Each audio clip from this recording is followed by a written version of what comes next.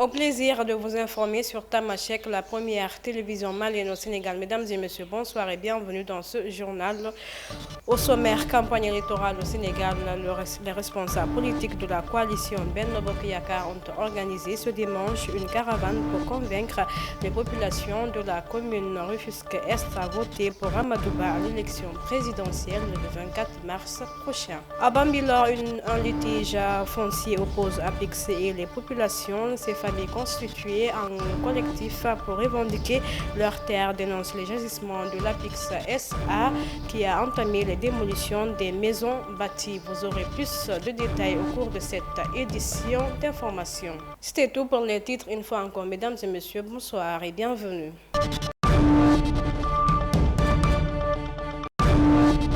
Comme je le disais à l'instant, les responsables politiques de la coalition Benno Bokk Yakaar de Rufisque-Est ont organisé ce dimanche une caravane de sensibilisation pour communier avec les populations de la commune afin de les convaincre à voter Amadou Ba à l'élection présidentielle du 24 mars prochain. Ces militants et militantes ont sillonné différents quartiers.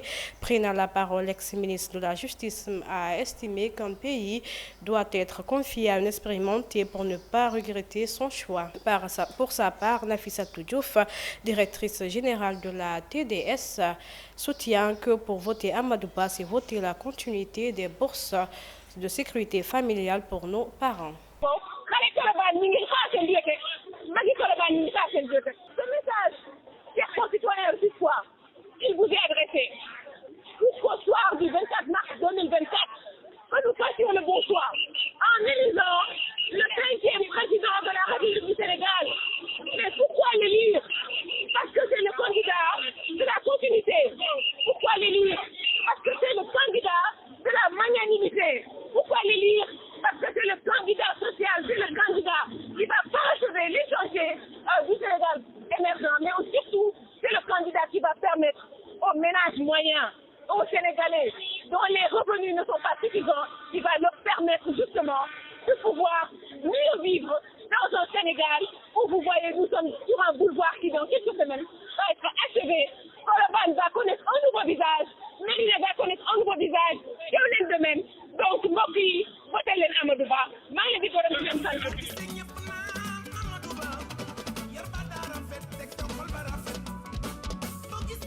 À Guédiawaye, le candidat à la présidentielle du 24 mars prochain, Déthié Fall, a témoigné de sa volonté de changer la face de cette partie de la banlieue avec des actes concrets listant ses ambitions conformément à son offre politique. Le leader de PRP a promis d'apporter des réponses sur l'emploi, l'éducation, la santé, l'assainissement, le cadre de vie, entre autres.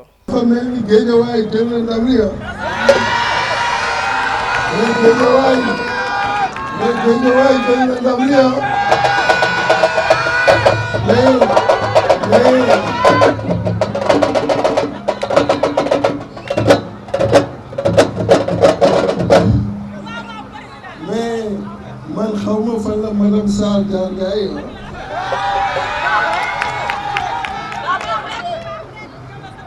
xawma fan la Babacar Gueye jaar gaay mais président Malick am naa difficulté nag non am naa difficulté parce que yàlla def na maa ngi wër Sénégal boobu ba tey gis ngeen ma depuis Mbour yàlla may ma continuer Kaolack Guinguinéo Nioro def Birkelane Kaffrine def Koumpentoum continuer Koussanar Tambacounda dem Vélingara Kolda dem Diaobé yàlla may ma yegg Sédhiou Bounkiling yegg Bignona Ziguinchor def Dakar mais bi ma duggee Guédiawaye moom non xam naa ni Guédiawaye beneen affaire di nuyu sama xarit yi fi jaar léegi muy président Malick Gakou ànd yi ak le maire Ahmed Aïdara. À Bambilor, un litige foncier oppose Apix et les populations. Ils sont plus de 200 familles qui risquent de perdre leurs parcelles au village. Ces propriétaires de terres qui sont dans tous les États accusent l'Apix SA de vouloir accaparer leurs terres en complicité avec le maire de la commune de Bambilor, Ndiaye Diop.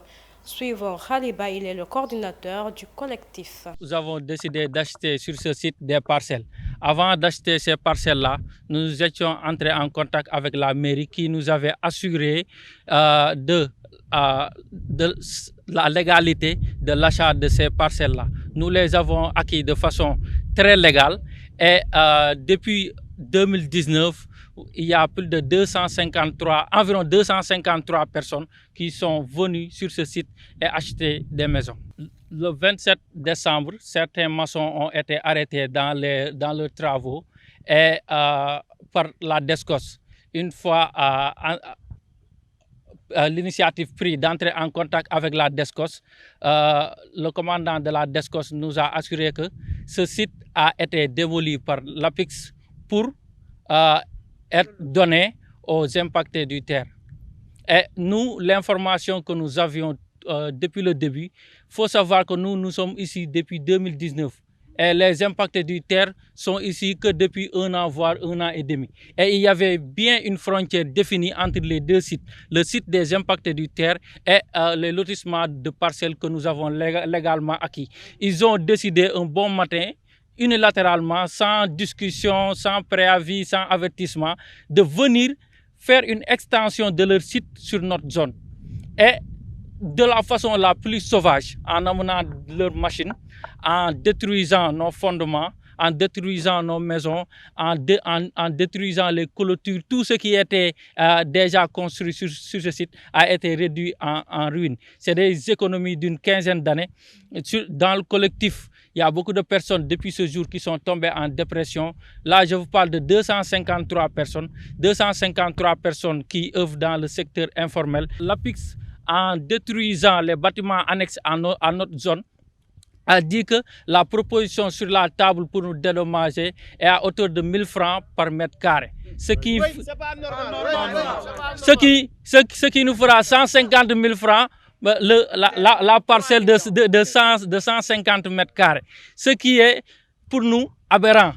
Depuis le 27 décembre, des courriers ont été émis. Nous avons rencontré le sous-préfet de la commune de Sangalkam qui gère cette zone. Nous avons rencontré le maire et des courriers aussi ont été établis.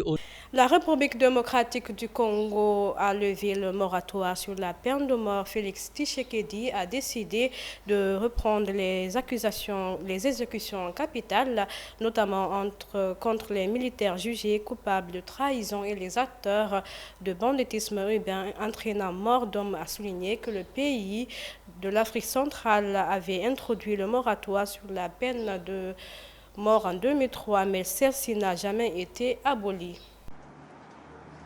La République démocratique du Congo a levé le moratoire sur la peine de mort. Félix Tshisekedi a décidé de reprendre les exécutions capitales, notamment contre les militaires jugés coupables de trahison et les auteurs de banditisme urbain entraînant mort d'hommes. Le pays d'Afrique centrale avait introduit le moratoire sur la peine de mort en 2003, mais celle-ci n'a toutefois jamais été abolie. Le rétablissement de la peine de mort a été notifié dans une circulaire signée mercredi 13 mars par la ministre de la Justice de la RDC, Rose Mutombo. Le document explique que cette décision vise à punir les actes de traîtrise ou d'espionnage qui nuisent à la République et aux citoyens. Depuis 2 ans, la RDC fait face à une offensive des rebelles du M23 qui se sont emparés des provinces du Nord Kivu et de l'Ituri dans l'est du pays. Ces derniers mois, des dizaines d'opposants politiques, d'hommes d'affaires, de fonctionnaires et de soldats ont été arrêtés pour complicité avec la rébellion du M23 et le Rwanda. Selon Amnesty International, la décision des autorités congolaises est une grave régression et un nouveau signe du recul alarmant de l'administration Tshisekedi en matière de droits humains.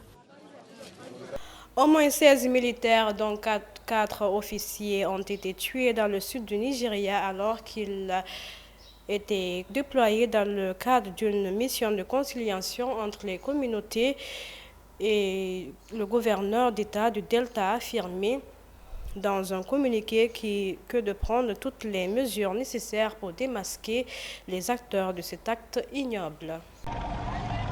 Au moins 16 militaires, dont 4 officiers, ont été tués dans le sud du Nigeria, alors qu'ils étaient déployés dans le cadre d'une mission de conciliation entre les communautés de 2 villages voisins, celui d'Okuama, d'ethnie Urobo, et celui d'Okolaba, d'ethnie Ijo, situés le long de la rivière Forcados. Le gouverneur de l'État du Delta, Sheriff Oborvori, a affirmé dans un communiqué prendre toutes les mesures nécessaires pour démasquer les auteurs de cet acte ignoble. Ces dernières semaines, des affrontements avaient fait de nombreux morts entre les communautés d'Okuama et d'Okolaba. Les médias locaux ont rapporté que le conflit dans le delta entre ces 2 communautés était lié à un différend foncier persistant qui s'est soldé par l'enlèvement d'un homme. Les soldats avaient tenté en vain de négocier sa libération. Bien qu'ils soient principalement déployés dans le cadre d'opérations spéciales de sécurité dans le pays d'Afrique de l'Ouest, les militaires nigérians sont parfois envoyés pour résoudre des conflits au sein des communautés et dans les zones où les affrontements meurtriers sont fréquents. Un mot de sport avant de boucler cette édition d'information. Devenu actionnaire majoritaire du club Bourges Foot 12, Sadio Mané a fait son entrée au sein de cette formation française ce samedi. Le joueur d'Al Nassr a été accueilli à l'hôtel de ville par le maire, puis a reçu une ovation par la foule sur l'un des terrains annexes du stade.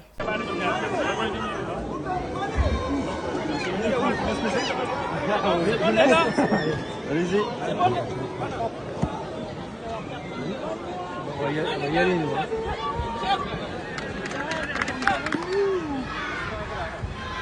tous et bienvenue au stade Jacques Rameau. La rencontre opposant le Bourges Foot 18 à Avoine au Chinon est sur le point de début. Par Sadio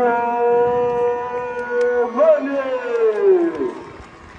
Je vous demanderai d'applaudir.